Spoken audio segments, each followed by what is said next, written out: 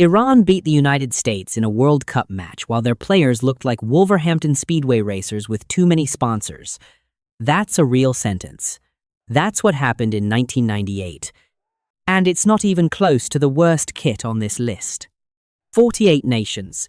Every single one has a kit someone signed off on and genuinely shouldn't have. We're finding the worst in every 2026 World Cup nation's history. The one at the end is the most famous fashion disaster in football history. Iran's 1,998 away shirt deserves a court of law. Puma crammed the logo, squad number, national letters I, R, and Coupe du Monde France 98, all orbiting a bizarre central tricolour motif onto one white shirt. Mehdi Matavikia wore this when Iran beat the USA 2-1. One of the most politically charged results in World Cup history.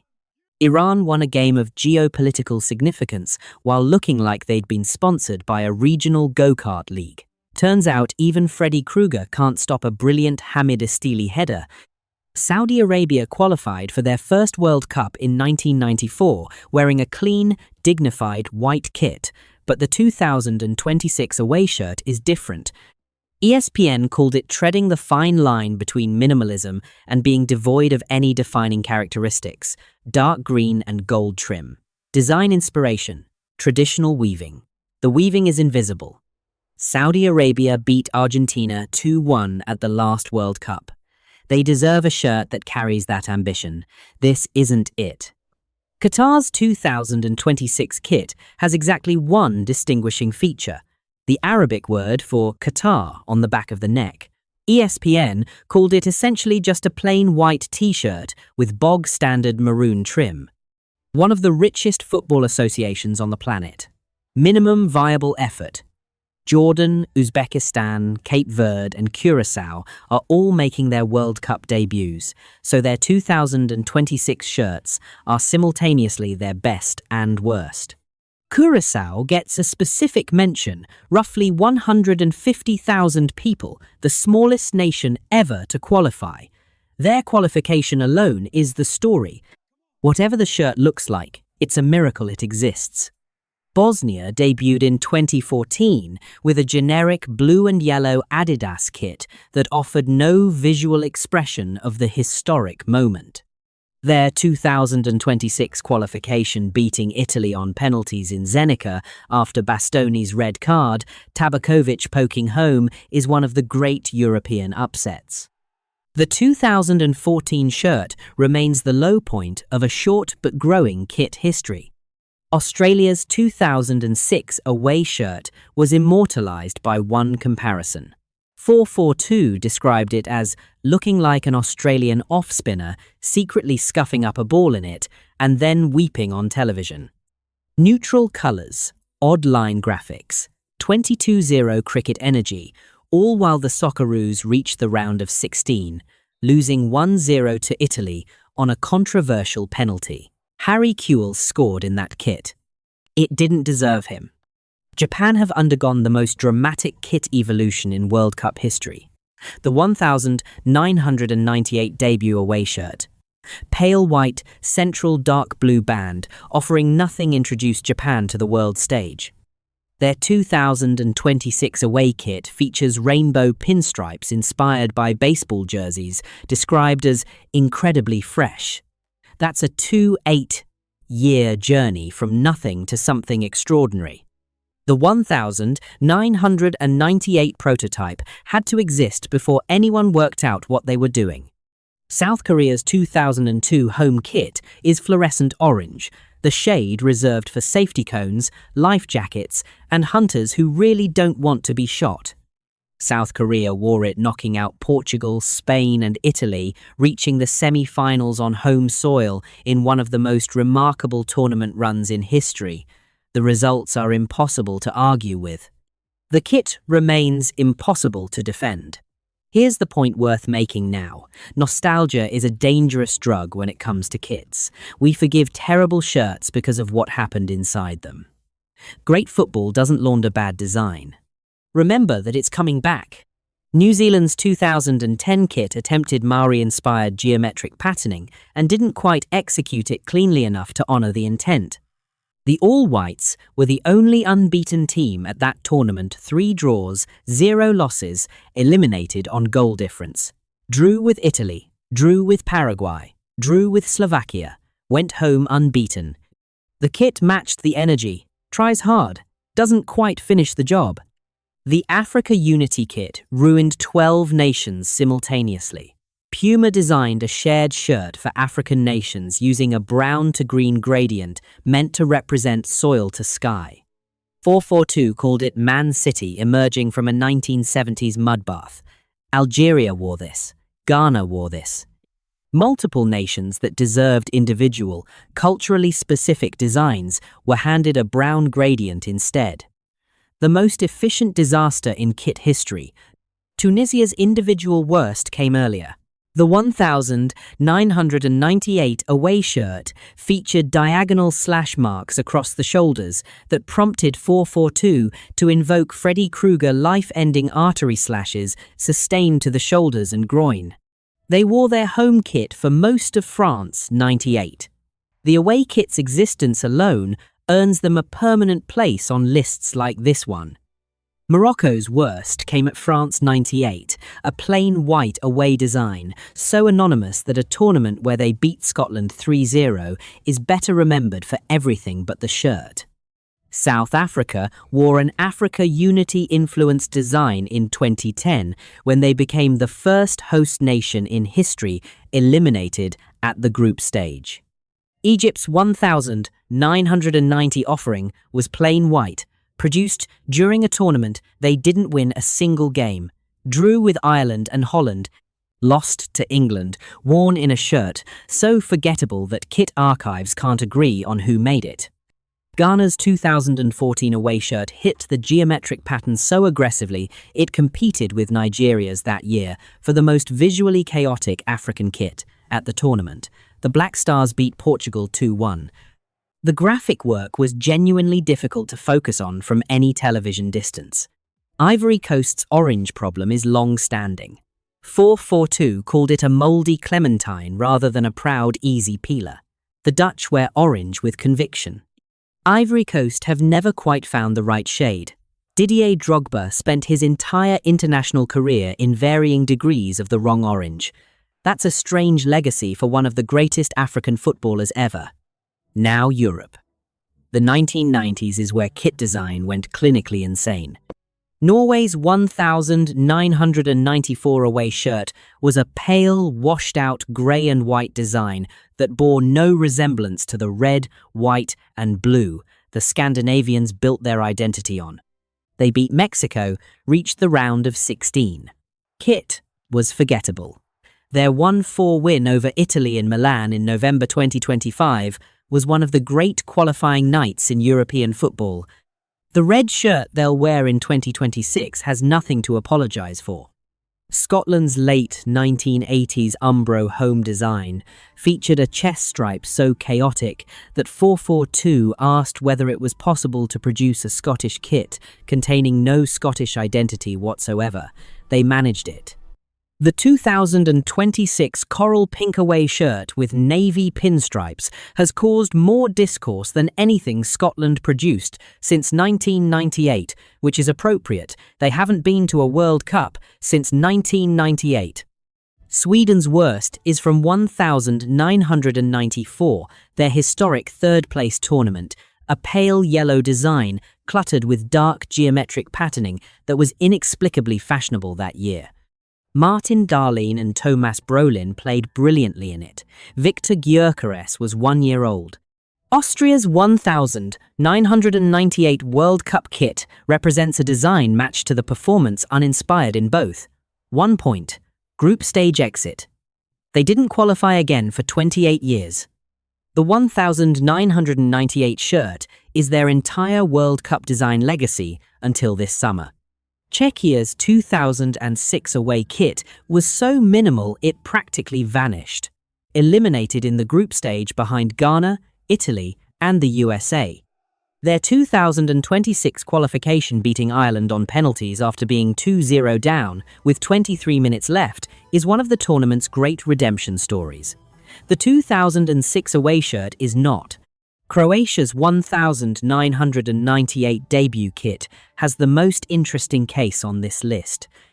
The Lotto-designed shirt took the red and white checkered identity and arranged it unevenly, slanting the pattern across 2/3 of the shirt in a way no Croatia kit has tried since. Šuker scored 6 goals in it. Third place. Fans regard it with pure nostalgia.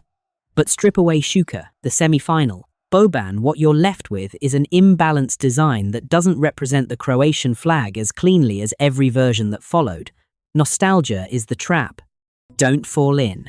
Switzerland's worst came in the mid-1990s, a cluttered away design that abandoned the simplicity of the iconic red cross and replaced it with layered geometric nonsense.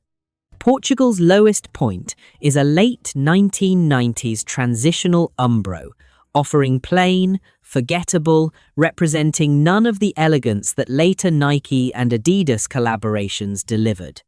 Belgium's 1982 away kit was cited by Bleacher Report as one of the 5 worst World Cup kits ever, an admirable design that looked made for a cycling team. Belgium wore their home kit for all 5 games at Spain '82, so the away shirt was never used in competitive action. It existed purely to be judged. Judged it was. England's 1990 Umbro home kit takes the 3 lions spot. Rhombus-shaped diamond patterning across the chest and sleeves office, lobby wallpaper from 1987. This is the kit, Gascoigne cried in. The kit Pearce missed a penalty in. The shirt was genuinely ugly. It just had the decency to be involved in something beautiful. The Netherlands have built their entire identity around deep orange. Any departure from it is automatically wrong. Their worst came in the early 1990s when a muddy green and white away design abandoned that identity, entirely worn during a transitional period when Dutch football briefly forgot what it looked like.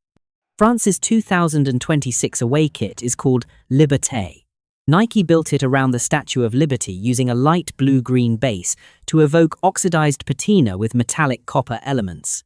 It is a concept more suited to an architecture firm's mood board than Kylian Mbappe's back. France have a legitimate claim to the most iconic national kit in football, the 1998 deep blue. This is not that. Spain's 1994 kit is a harlequin disaster. Red and blue geometric diamonds clashing across the front, 442 called it the nadir of Spanish design and directly correlated it with their inability to win a major tournament that decade.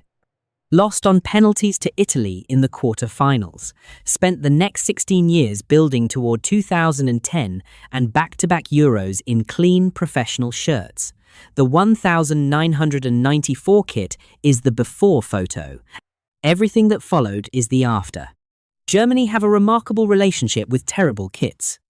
The 1994 away shirt green, red, yellow, and black geometric mess, 3D squad number stamped in the center of the chest, is among the most ridiculed German designs ever made.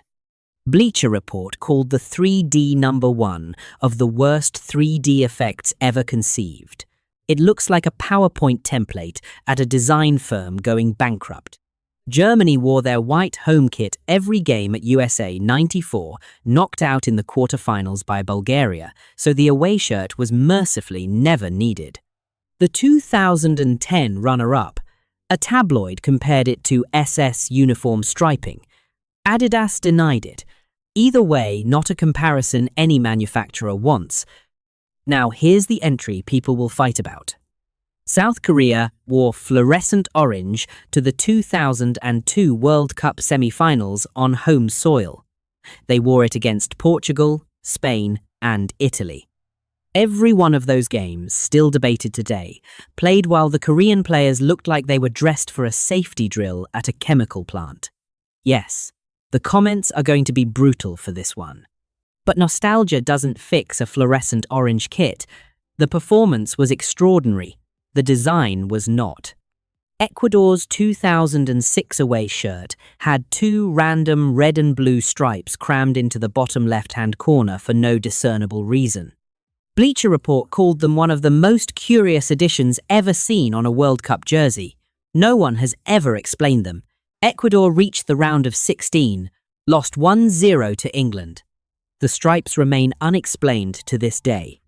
Colombia's 1994 home kit came under enormous expectation potential champions after a 5-0 qualifying win over Argentina. Group stage exit. Andres Escobar scored an own goal in the 2-1 defeat to the USA. He was killed 10 days after returning to Colombia. Criticizing the kit's design feels almost irrelevant beside that, but it existed. It belongs on this list. Paraguay's worst came in 2010.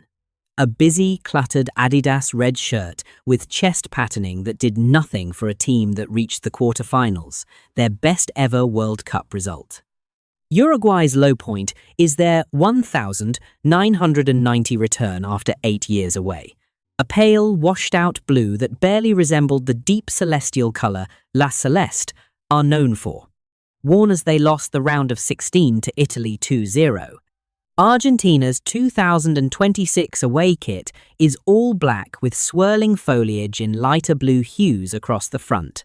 ESPN called it one of the more garish Argentina away kits in recent memory. Argentina's identity is the blue and white stripe. The black foliage approach looks like a 2004 fashion editorial that was never supposed to become sportswear. The defending champions will wear it this summer. Brazil's 1,998 away kit is the worst. Not because blue is wrong on Brazil, it isn't, but because Umbro took the blue and white design and smashed massive overlapping CBF crests across the front until it stopped being a football shirt and became a promotional brochure. 442 described it as ruining the almost unruinable Brazil shirt. Brazil wore it to the 1998 final, losing 3-0 to France in Paris. 5 World Cups won in yellow. The one time they tried this much harder, it ended in a crest-covered 3-0 humiliation. Mexico's 1994 situation is unique. The outfield players wore an overwrought Aztec eagle design, but Jorge Campos, goalkeeper, professional individual, man of absolute conviction, wore a kit he designed himself. Fluorescent lime green and purple zigzags intersecting in patterns that made the eyeballs involuntarily water. Lady Gaga would have called it a bit much. Campos wore it with complete certainty. Mexico reached the round of 16, losing 1-0 to Bulgaria. Campos conceded the only goal. He wore the zigzag uniform to the bitter end. Canada's worst kit is from their only prior World Cup 1986, where they lost all 3 games, conceded 5, and scored none. Whoever designed that shirt for a team that would not score a single goal made an accidentally perfect metaphor. Canada hosted 2026. The transformation is almost as dramatic as their kit improvement. Haiti's 1974 World Cup. Their only prior appearance produced 14 goals, conceded in 3 games, including 7-0 to Poland. The kit was a plain red shirt. Haiti return in 2026 after 51 years. The gap is the story. The kit is almost beside the point. Panama's debut at Russia 2018 gave the world a red and white pinstriped design that read more as American football than football. 11 goals conceded, 0 points. The shirt didn't cause the results. It certainly didn't help. DR Congo's entry carries different weight. The Zaire kit, from 1974 plain green and yellow, was worn while Zaire conceded 14 goals, including 9-0 to Yugoslavia, and produced one of the most discussed moments in World Cup history. Mwepu Ilunga running from a defensive wall and booting a Brazil free kick upfield. Players who were there have described a squad under enormous political pressure, threatened with consequences for heavy defeats. DR Congo qualified for 2026 52 years later. Axel Tuanzebe's 100th minute tap-in against Jamaica in Guadalajara closed a very long chapter. And the worst kit worn at a World Cup by any nation on this list, the worst in history by almost universal consensus, belongs to the hosts. The United States. 1,994. Their own tournament. Adidas produced a stonewashed denim effect shirt with oversized star motifs across it, meant to evoke the stars and stripes. What it evoked was a 1,987 flea market, an acid-washed jacket left too long in a tumble dryer, and a fashion experiment nobody asked for. The USA wore this in front of an average crowd of 68,991 per game, the highest average attendance in World Cup history. More people saw this shirt in person than any other kit in the tournament's history. 32 years later, the USA are hosting the World Cup again. The denim number is the most famous bad kit in football. And it belongs to this summer's co-hosts. The question isn't which team wore the worst kit. That one's settled. The real question is this. Of all 48 nations playing in 2026, which has the biggest gap between their worst ever kit and their best, and does any nation's aesthetic journey tell the story of their football better than South Korea going from 2002 fluorescent orange to wherever they are now?